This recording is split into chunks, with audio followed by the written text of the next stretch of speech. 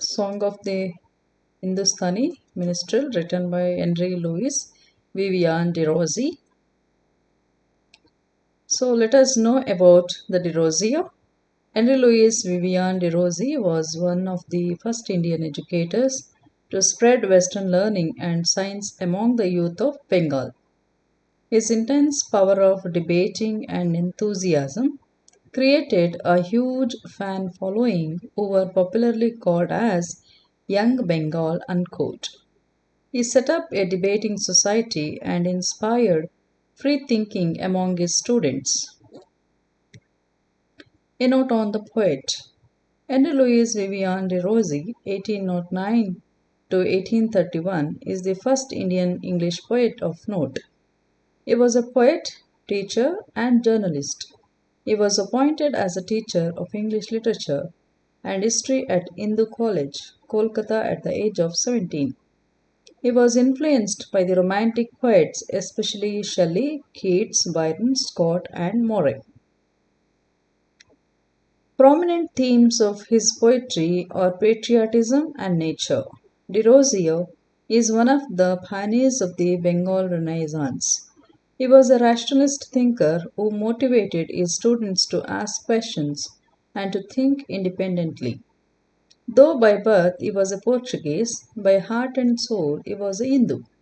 In larger sense, an Indian who felt pain and his art bleed for the enslaved fellow countrymen and fettered Mother India. He was dauntless and committed to Indian nationalism. Henry Louis Vivian de Rossi was an Indian of Indo Portuguese origin. His father was a Portuguese and his mother Indian. He was born in 1809 when India was under the British rule. De Rossi was greatly inspired with love for the country of his birth. Perhaps his contacts with other contemporary Indian nationalistic writers like Rajaram Mohan Roy influenced his attitude. Though he died of cholera at the early age of 22 in 1831. DeRose's verses reflect maturity and a sensible understanding of the need to love one's own country. There is no doubt that DeRose wrote for instilling patriotic fervor among us the youth. All his writings seem to promote a spirit that is truly Indian. Among us, the better known of his poems is the narrative The Fakir of Jangira. Certainly, De Rossi was a great poet, a genius, but he is least remembered at present. It will not be exaggerated at all if we consider him father of Indo Anglican literature. His superb lyrical outpourings and metrical odes gave rise to a romantic movement, a renaissance in Bengal. He loved Mother India, became the true patriotic son of India. He breathed his last in this sacred soil with a deep sigh. I quote, There, all in silence, let him sleep, his sleep. Unquote. A noteworthy trait of De Rose's writing is its nationalistic fervor. Not only in his journalism, but also in his poetry, Indianness supersedes his Englishness. His poetry introduces images and ideas emanating out of his sense of national belonging. Example, Sweet Sitar, unquote, Song of the Hindustani Minstrel, etc., making him the first Indian English poet to do so. A note on the poem. Song of the Hindustani Minstrel, originally published with the spelling Hindustani, that's Hindostani,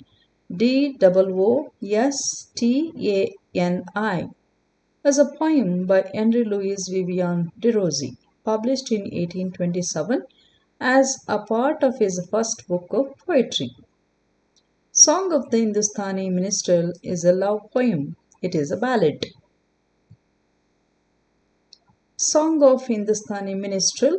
The poem is written in 9 stanzas, each stanza consisting of 4 lines. The first 3 stanzas, the poet eulogizes the physical beauty of his beloved and says that when she uses the surma, her eyes sparkle like the stars.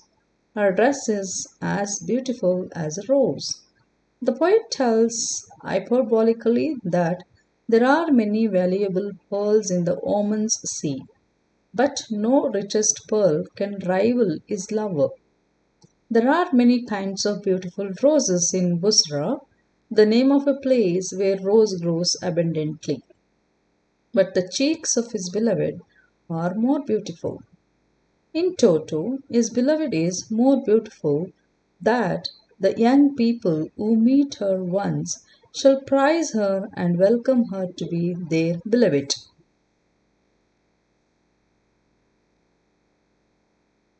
Ministrels in the east or the west were probably harder upon women than upon men. The male minstrel is trying to cheer his lady minstrel on, abjuring her to colour, and to adore and be rose her long hair, and with her beauty. Their songs and minstreling and travelling they will go further to newer places to be welcomed. The poem Song of the Hindustani Minstrel depicts the struggles of a Hindustani minstrel. A minstrel is a court singer and musician who entertains the courts of the kings and lives on the patronage of a royal family. The court singer in this poem is upset about something, and her lover cheers her up by praising her beauty and envisioning her with a better future. A structure of the poem. The poem is structured around three main points. First, the speaker describes the beauty of his beloved, a Kashmiri girl. Next, he speaks about poverty, finally, assures his beloved that soon they will see better days. At the end of the poem, the poet presents the optimistic picture in front of his beloved. He says that though the world may change, their love for each other will remain the same and will continue to love each other till their end. The poem has 9 stanzas of 4 lines, each quatrains like a ballad. In the first 4 stanzas of the poem, the lover describes the incomparable beauty of his beloved and makes her realize her uniqueness. In the next 5 stanzas, he encourages her and raises her hopes. Let's look at the poem text, Song of the Hindustani Minstrel. I read, with surma tinge the black eyes fringy. It will sparkle like a star, with roses dress each raven tress, my only loved Dildar.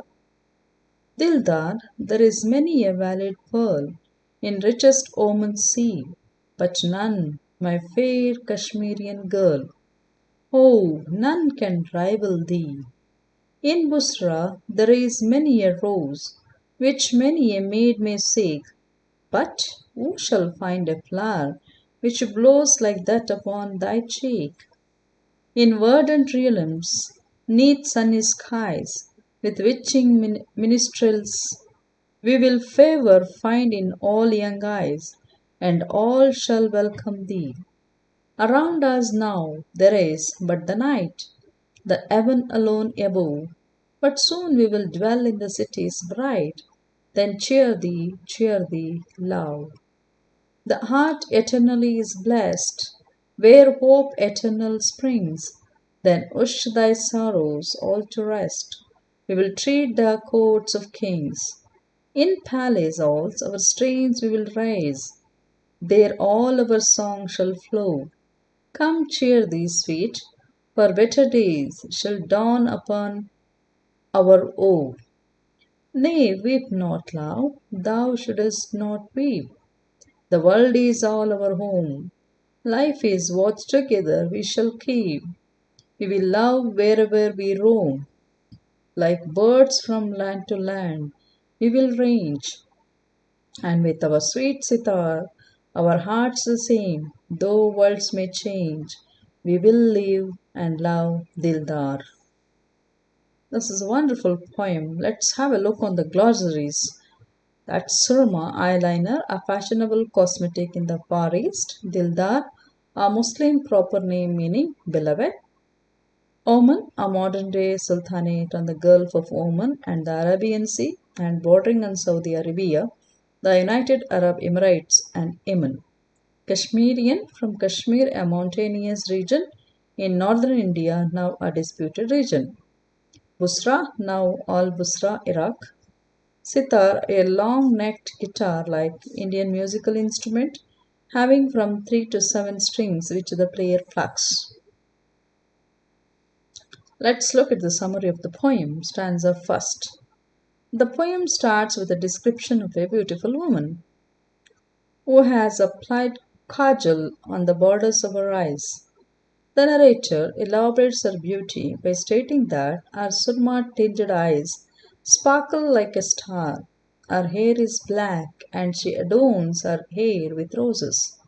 The narrator affirms that this woman is his only loved Dildar, that is, his beloved. In the second stanza, the lover addresses the minstrel as Dildar and compares his beloved with the pearls of Oman Sea. He states that there are many valuable pearls in Oman Sea, but no pearl can compete with the mesmerizing beauty of his Kashmirian girlfriend. Reference to Oman because in the Middle Ages there was trade between Oman and India. The Oman Sea was known for pearling. The lover uses the image of world famous pearls to describe his beloved's beauty. In third stanza, the lover further cites the example of roses of Busra. He claims that there are many roses in the city of Busra. Now al Basra in Iraq references to East Asian cities because India had trade links with East Asian countries or empires before British trade and subsequent British invasion, which many beautiful girls desire, but no rose can match the blush that blossoms upon his beloved's cheeks. Here also an image of a rose is used to recount the woman's beauty. In stanza 4, in the next stanza, the lover ensures his lady love that in the green kingdom, beneath sunny skies, with their enchanting magical ministry, they will be liked all by young people and all will welcome them. They will mesmerize the world with their music and win the hearts of people. They have no limit. The lady and her lover both are minstrels in search of royal patronage. In stanza 5, though they are surrounded with darkness, right now there is always a ray of hope. The narrator assures his lady love that there is only a one above them. They neither have anyone to depend upon, nor do they have any royal patronage at the moment. In this adversity, the Vio promises her that they will reside in all famous cities. So cheer up, my love, don't lose hope. In stanza 6, it states that human heart is eternally blessed with hope and positivity springing out of it. Generations of human races have survived on hope and positive thinking. He asks his sweetheart to keep her sorrows aside and guarantees her that soon they are going to perform in the courts of kings. The lover is full of positivity and he wants to transform his positivity into his beloved, so he cheers her up with his melodious song.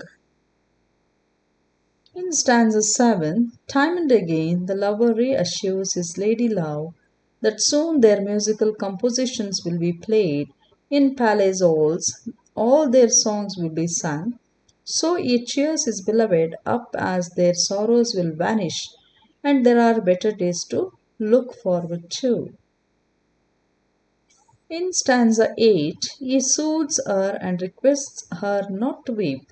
The narrator uses the Shakespearean metaphor, all the world is stage, in the world is all our home. He encourages his beloved by saying that They are not dependent on any particular royal family. All the world is their stage. They shall keep on eye on lives watched together. They will experience sorrows and joys of life together. They will love and adopt the places they visit. People will love their music. In stanza 9, they will migrate from one place to another like birds, and with their sweet sitar will strike a perfect chord with the people. They will keep their heart alive. With their arts full of purity and innocence, they will create magic from their music in new places. Worlds may change, but they will live for each other and love each other. The lover has full faith in their art and thus asks his Dildar not to get disheartened. They will create a new world with their love and music. So that's about the poem summary. So now let's look at the multiple choice questions. What was the original spelling of Hindustani in the poem? Is that Industan or is that Hindoostani or Hindustani or Endwustani? It is Bhinwostani, Hindustani. In the first stanza, speaker is talking about is it love, beloved's beauty, traveling, or lives? It is beloved's beauty. What is the end of the poem? About better future, marriage, poverty, traveling. It's about better future.